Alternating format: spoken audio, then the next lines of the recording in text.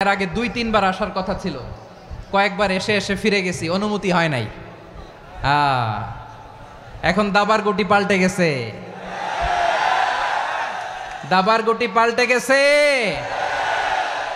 এক মাঘে শীত যায় না, কিন্তু আমরা স্মরণে রাখি না, ভুলে যাই।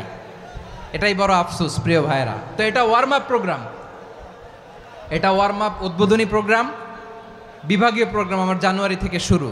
তো যা যা করছেন আমার সাথে পেকুয়াতে সব কিন্তু বয়ান দিব, ওই জায়গায় সব বলে দিব পেকুয়াবাসী কি করছে। আমি তো ভাবছি পেকুয়ার জেনারেশন জি আমাকে এমনভাবে রিসিভ করবে, আমার কোনো ব্যাক পেতে হবে না, কষ্ট পেতে হবে না। আমাকে স্মার্টলি তারা স্টেজে রিসিভ করবে, স্মার্টলি তারা সেফ এন্ট্রি সেফ এক্সিট দিবে। তো বাস্তবে তো উল্টা, একেবারে উল্টা। আমি জানি জায়গা নাই, ওই যে দেখছেন উত্তর রেডি আছে। আমি জানি যে ধারণ ক্ষমতার অনেক বেশি লোক হয়ে গেছে, এটা আমি জানি। ভালোবাসা কোনো আইন কানুন দিয়ে মাপা যায় না, এটা আমি জানি। এটা যে ভালোবাসার বহিঃপ্রকাশ, এটাও আমি বুঝি। ভালোবাসাকে আটকায় রাখা যায় না।